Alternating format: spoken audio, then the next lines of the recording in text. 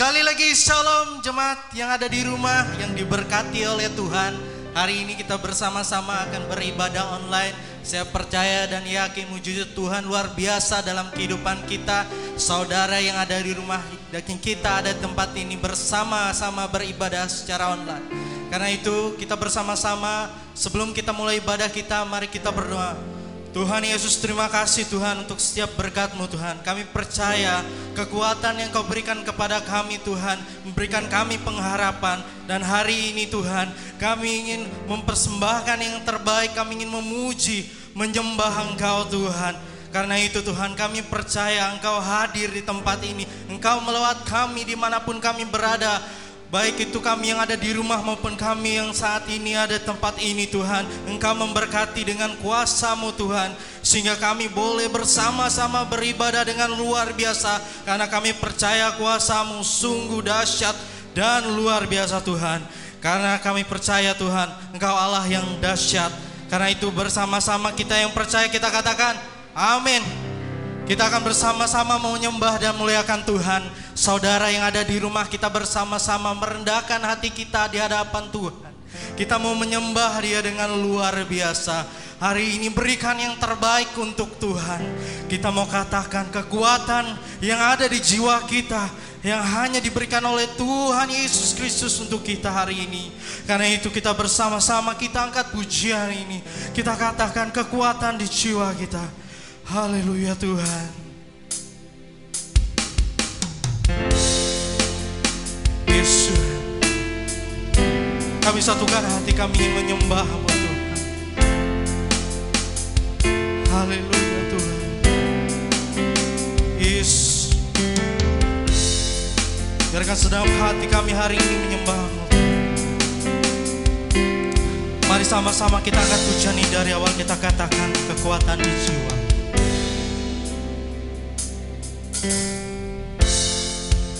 Kekuatan di jiwaku, ketenangan batinku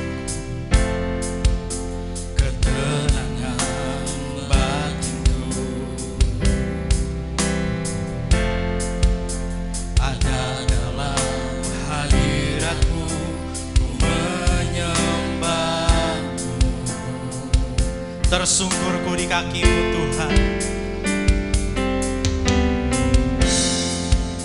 Tersungkurku di kaki-Mu, rasakan hadirat-Mu,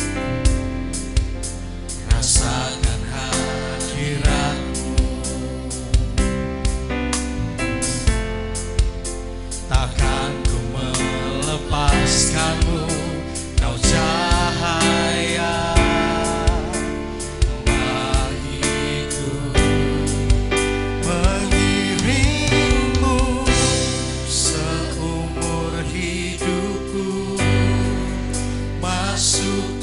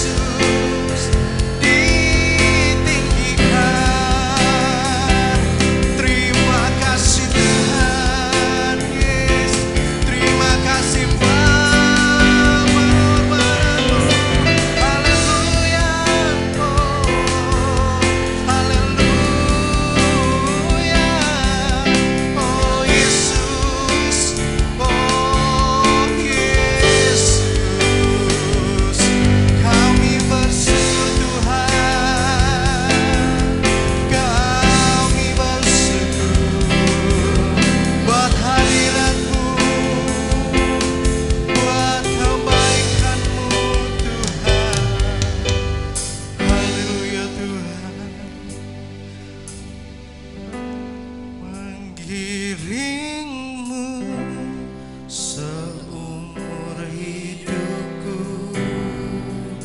masuk dalam rencanamu Bapa. Pikiranku, kehendakku, ku serahkan padamu. Harapanku hanya di dalam-Mu.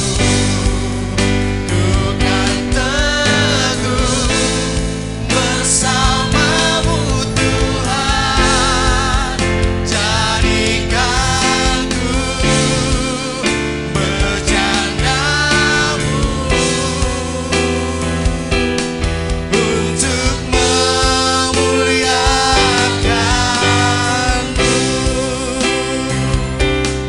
untuk memuliakan-Mu, untuk memuliakan-Mu.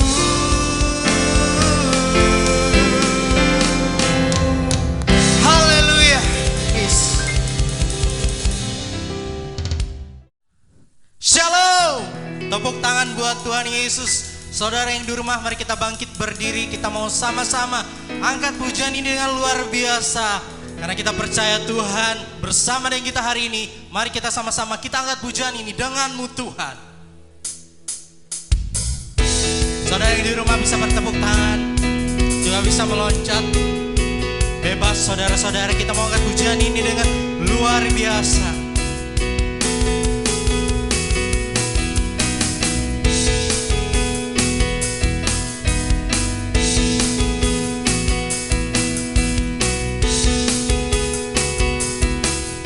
Sama-sama kita katakan pujian ini dari awal.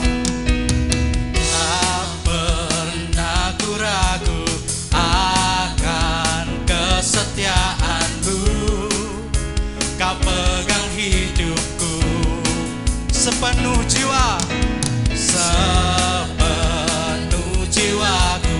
Ku yakin dan percaya Kau tuntun langkahku. Yesus Kaulah Raja, Yesus Kaulah Raja dalam hidupku, berkuasa berjaya untuk selamanya. Hanya Kau Tuhan, sumber kekuatan, kuasa-Mu tercurah bagiku senantiasa.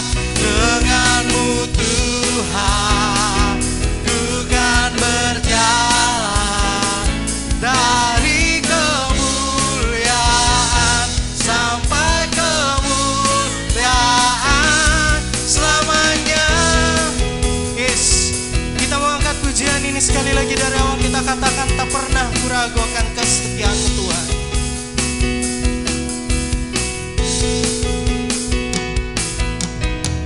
Tak pernah ku ragu akan kesetiaan-Ku. Kau pegang hidupku sepenuh jiwaku.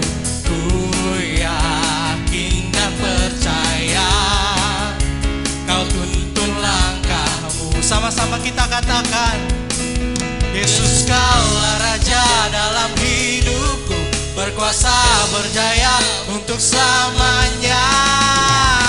Hanya Kau Tuhan, sumber kekuatan, kuasa-Mu tercurah bagiku senantiasa. Dengan-Mu Tuhan, ku kan berjalan dari kemuliaan sampai kemuliaan selamanya. Dengan pelan kita katakan, hanya Kau Tuhan, hanya Kau Tuhan, sumber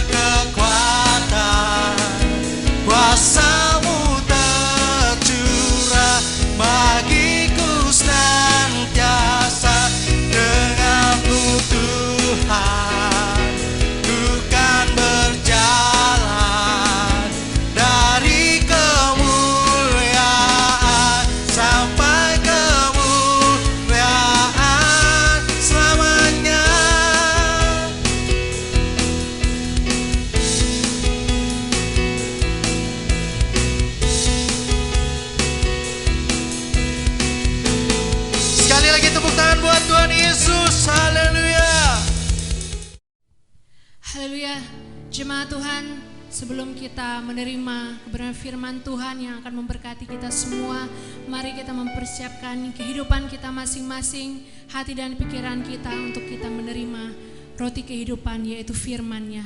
Haleluya.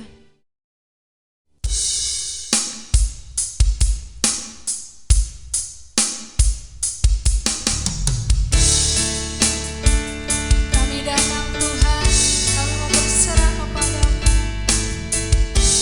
Saat ini kami mau nyatakan Engkaulah Allah Immanuel.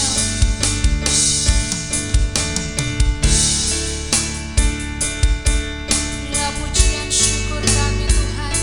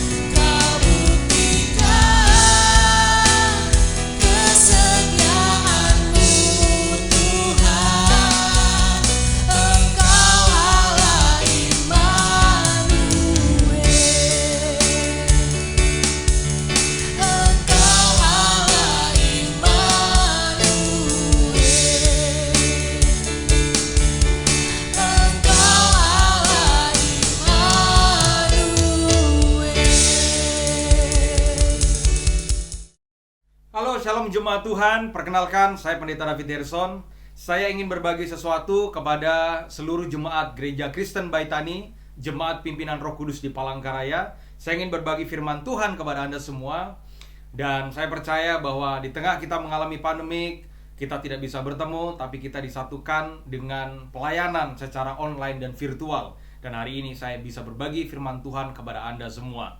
Saya belum cukup lama menjadi seorang hamba Tuhan, tapi saya terlahir dari keluarga yang bukan sama sekali Kristen, sampai kemudian keluarga kami mendapatkan anugerah untuk menerima Yesus sebagai juru selamat hidup kami.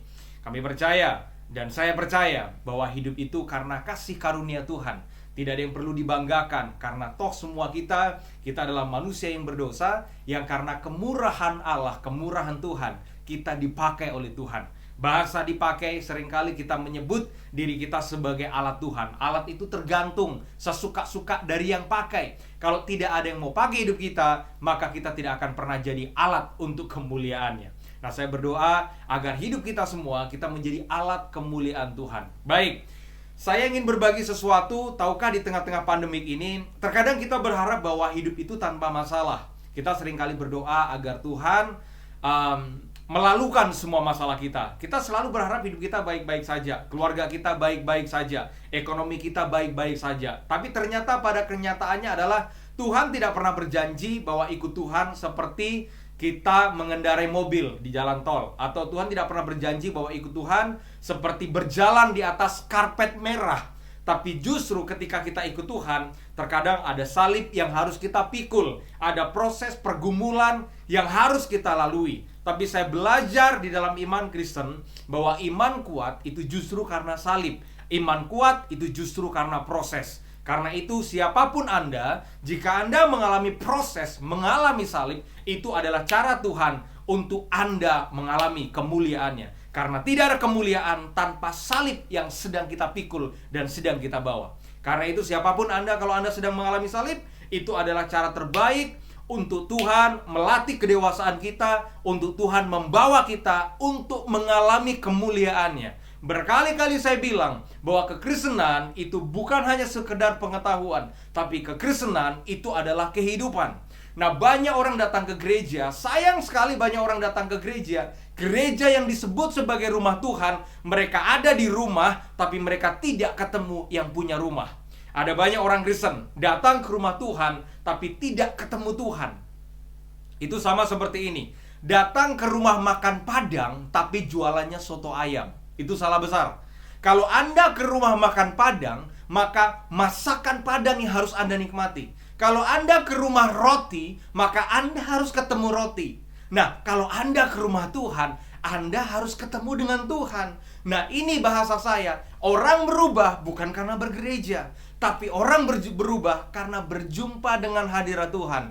You name it, Anda sebutkan di dalam Alkitab. Orang-orang yang ketemu Tuhan, orang-orang yang mengalami Tuhan, hidup mereka berubah. Ada orang yang rusak kelakuannya, namanya Yakub. Dia suka tipu kiri-kiri kanan. Dia papanya dia tipu, kakaknya dia tipu. Tapi Yakub ketika berjumpa dengan Tuhan, hidupnya berubah.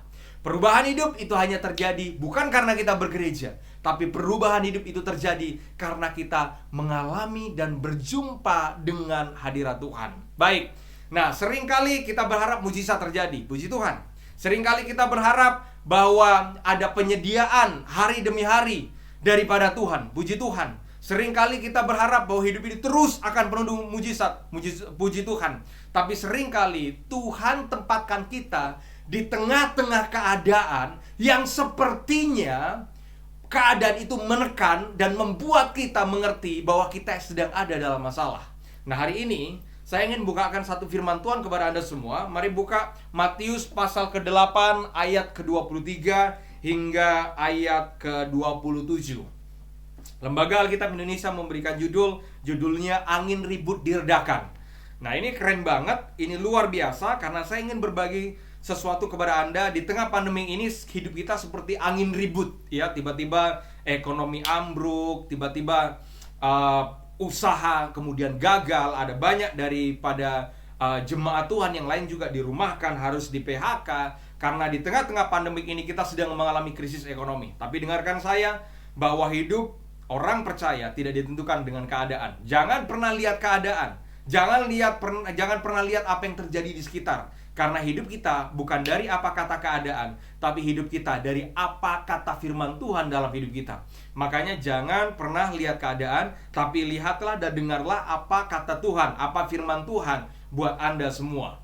Makanya kalau Anda saat ini sedang melihat, menonton media, kurangi menonton berita tentang sesuatu yang negatif, tapi belajar untuk berbanyak visualisasi untuk mendengarkan tentang firman Tuhan agar hidup kita semakin kuat. Nah, Matius 8 ayat 23 sampai 27 judulnya adalah angin ribut diredakan. Nah, saya nggak tahu ada nggak yang ribut dalam hidup kita. Ekonomi lagi ribut mungkin, keluarga lagi ribut mungkin, kita sedang punya masalah yang sedang ribut mungkin. Nah, hari ini kita akan berbagi sesuatu, saya akan bagikan kepada Anda semua. Angin ribut diredakan pada ayat ke-23, Matius 8 ayat 23. Lalu Yesus naik ke dalam perahu dan murid-muridnya pun mengikutinya. Perhatikan, kalimat yang pertama adalah Yesus masuk naik ke dalam perahu. Nah, perahu itu bicara tentang kehidupan kita. Sering kali kita berpikir bahwa ketika Yesus ada di dalam perahu, semuanya akan baik-baik saja. Ketika Yesus ada di dalam hidup kita, semuanya baik-baik saja. Ternyata tidak. Tuhan tidak pernah berjanji yang seperti saya bilang, bahwa hidup seperti berjalan di atas karpet merah. Tapi justru ketika Tuhan di dalam hidup kita, maka Tuhan izinkan kita untuk kita melewati persoalan, melewati pergumulan, untuk melihat seberapa besar iman kita kuat di dalam Tuhan. Makanya kekuatan kita bukan di tanah perjanjian, tapi kekuatan kita justru di tengah-tengah padang gurun. Di tengah-tengah padang gurun akan kelihatan kita ini siapa. Bukan di tanah perjanjian. Jangan nilai orang Kristen ketika diberkati. No. Hati-hati, justru berkat membuat orang lupa dengan Tuhan. Ada banyak orang ketika belum diberkati teriak memanggil nama Tuhan, tapi begitu diberkati, Tuhannya lupa. Makanya banyak orang Kristen menempatkan Tuhan seperti Indomart, kalau enggak Alfamart. Dibutuhkan baru didatangi, kalau tidak dibutuhkan say goodbye, ditinggalkan. Nah, hari itu Yesus masuk di dalam perahu. Perhatikan, Yesus tidak di luar, Tuhan bukan di luar, tapi Tuhan ada di dalam. Di dalam mana? Di dalam perahu. Tuhan ada di dalam perahu. Bahasa saya, Tuhan ada di dalam hidup kita. Seringkali kita berpikir ketika Tuhan ada di dalam hidup kita aman-aman saja. Ternyata tidak. Faktanya adalah pada ayat ke-24, sekonyong-konyong mengamuklah angin ribut di danau itu, sehingga perahu itu ditimbus gelombang, tetapi Yesus tidur. Pada ayat yang ke-24, Alkitab mencatat sekonyong-konyong. Sekonyong-konyong itu apa? Tiba-tiba. Tiba-tiba tidak bisa ditebak. Tiba-tiba tidak bisa diterka. Siapa yang menyangka tiba-tiba muncul satu virus yang menghebohkan, namanya COVID-19. Tiba-tiba. Sementara semuanya kelihatan baik, tiba-tiba ada masalah. Tiba-tiba angin itu datang. Bahasa saya sederhana. Loh, bukannya perahu butuh angin. Zaman itu perahu tidak pakai mesin, tapi perahu itu butuh dorongan angin. Yang jadi masalah adalah pada ayat ke-24, yang datang bukan angin, tapi yang datang adalah angin ribut. Angin itu bicara apa sih? Kalau ada perahu, maka perahu itu akan jalan kalau didorong angin. Dan kita butuh angin. Kita butuh proses untuk mendorong iman kita. Kita butuh proses untuk mendorong kedewasaan kita. Makanya jangan pernah menginginkan orang dewasa kalau hidupnya tidak pernah mengalami proses. Proses adalah cara yang tepat dari Tuhan untuk mendewasakan rohani kita. Cuma yang jadi masalahnya adalah bahwa angin itu berubah jadi angin ribut. Prosesnya itu proses yang ribut. Seringkali kita mengalami keributan dalam hidup kita.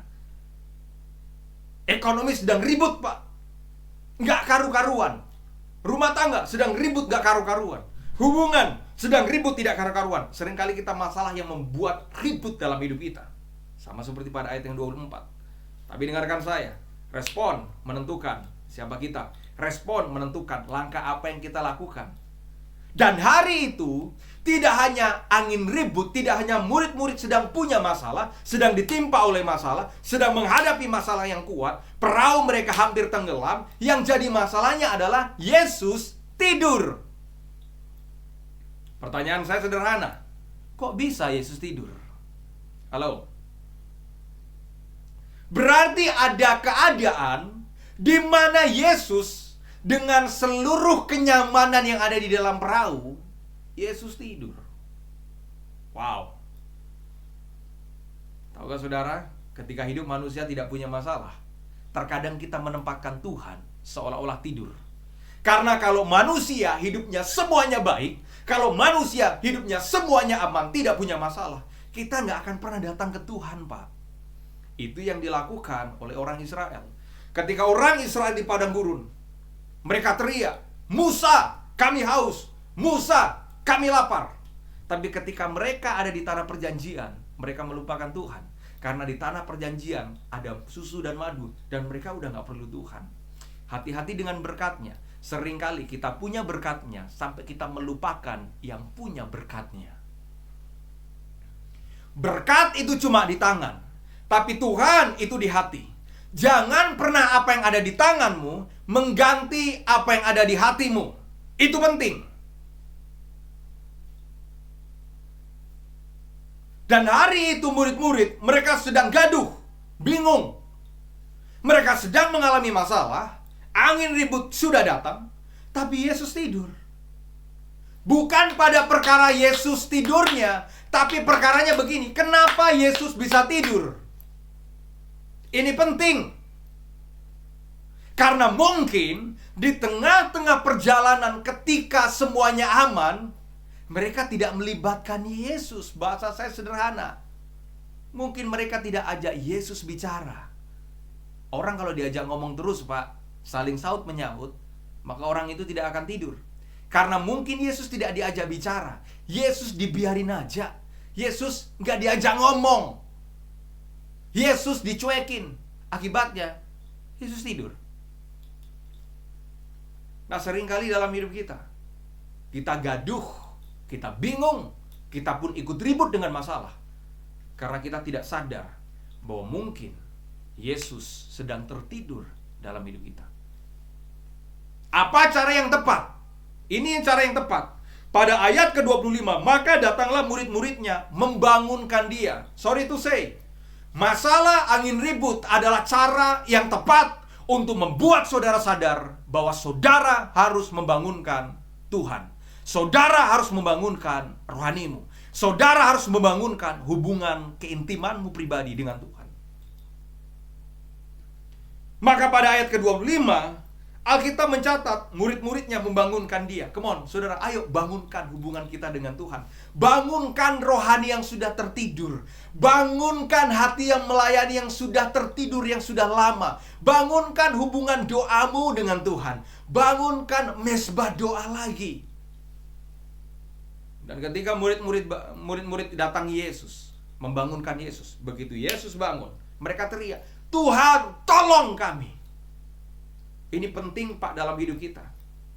Ini penting setiap hari kita teriak dan berkata kepada Tuhan, "Tuhan, tolong aku, Tuhan. Tuhan, tolong aku." Tahukah saudara, Tuhan itu suka dengan orang yang apa adanya. Tuhan itu suka dengan orang-orang yang gak munafik, gak pakai topeng. Yang dia menyadari bahwa dia manusia yang butuh Tuhan.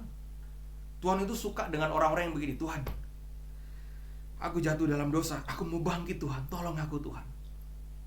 Tuhan itu suka dengan orang-orang yang begini, "Tuhan, aku jauh daripada Tuhan, aku sudah tidak melayani Tuhan, aku mau melayani lagi." Tuhan itu suka dengan orang-orang ini, "Tuhan, aku punya kelemahan, Tuhan, aku punya kekurangan, aku mau berubah Tuhan."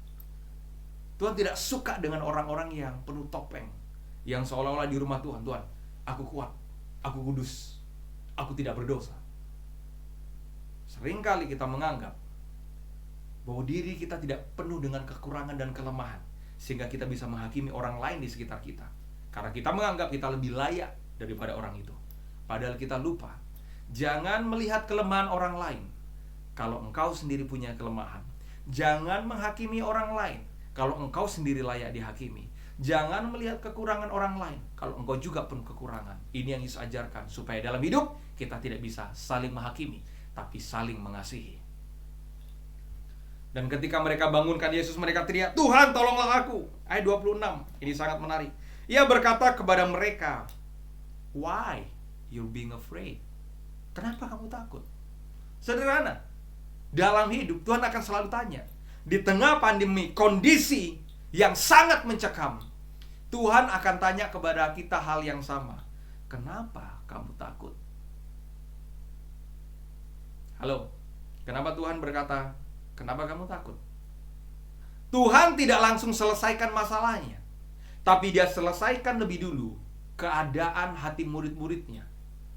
Karena hati murid-muridnya sedang ketakutan. Bisa nggak ketika Tuhan bangun, Dia langsung redakan angin ribut itu? Sangat bisa.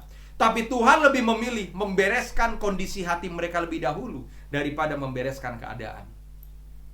Teman-teman, bereskan keadaan hatimu di tengah apa yang sedang kamu hadapi. Why you be afraid? Kenapa kamu takut? Orang yang takut seolah-olah menganggap bahwa Tuhan tidak ada dalam hidupnya. Karena itu Tuhan bilang, mengapa kamu takut? Kamu yang kurang percaya. Pertanyaan saya, apakah mereka tidak percaya Yesus? Mereka percaya Yesus karena itu Yesus ada di dalam perahu mereka. Yesus bersama-sama dengan mereka. Tapi ketika mereka mengalami masalah, mereka tidak percaya bahwa kalau bersama dengan Tuhan, mereka tidak akan tenggelam. Iman yang harus tumbuh dalam hidup kita, bahwa ketika ada Tuhan, apapun bisa terjadi, tapi kita akan baik-baik saja. Sampai kemudian pada ayat yang berikutnya, lalu bangunlah Yesus menghardi angin dan danau itu, maka danau itu menjadi teduh sekali. Danau itu jadi teduh ketika Yesus buat mujizat, Yesus hardik angin itu. Dan ayat ke-27 agak bingung buat saya. Karena ayat 27 mereka bilang begini, dan heranlah orang-orang itu, katanya, orang apakah dia ini? Ini pertanyaan yang sangat penting. Mereka lupa bahwa hidup itu bukan apa, tapi siapa. Mereka tanya, orang apakah dia ini? Sehingga angin dan danau pun taat kepadanya. Berarti mereka belum mereka belum bisa menangkap Yesus itu siapa. Karena pertanyaan mereka masih orang apa. Padahal dalam hidup itu terserah apa, yang penting ada siapa. Hidup bukan apa, tapi hidup itu siapa. Terserah apa yang terjadi. Angin ribut, punya masalah, pandemik terjadi. Asalkan ada siapa, ada Yesus yang bersama dengan kita, kita pasti baik-baik saja. Sorry, mental orang Kristen banyak yang seperti ini, selalu bertanya, orang apakah dia? Saya mau jawab, orang Ambon, orang Manado, orang Batak, orang Jawa. Dalam hidup tidak penting orang apakah, tapi justru yang paling penting, siapakah dia? Itu yang jauh lebih penting.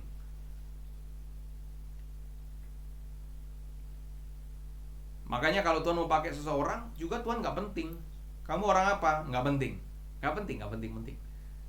Karena isu dalam hidup bukan apa, tapi dalam hidup adalah siapa. Dalam hidup bukan, oh kamu orang yang baik maka dipakai Tuhan, kamu orang yang dekat sama Tuhan makanya kamu dipakai Tuhan. Enggak. Hidup itu bukan karena itunya, tapi hidup karena siapa yang di dalammu itu yang akan pakai hidupmu. Siapa yang di dalammu itu yang akan bawa kamu untuk layak melayani, untuk layak jadi berkat. Ketika ditanya orang apa, maka tertuju kepada diri kita.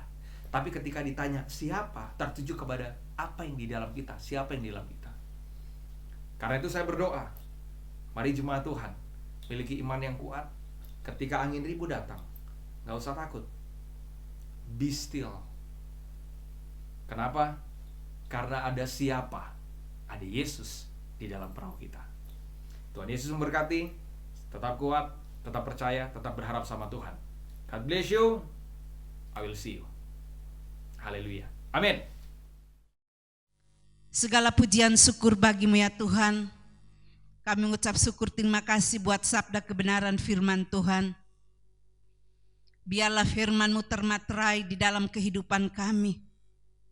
Dan kami boleh menjadi kuat. Kami akan terus dapat melakukan kebaikan dalam hidup ini. tidak akan melewatkan kesempatan yang Tuhan berikan untuk kami terus berbuat baik di tengah-tengah dunia ini, sambil menantikan kedatangan Tuhan pada kali yang kedua. Terima kasih pula ya Tuhan buat umat-umat-Mu yang sudah mendengarkan firman Tuhan. Tuhan berkati apapun yang menjadi pergumulan mereka. Tuhan mengerti, Tuhan memahami, dan Tuhan akan memberikan yang terbaik.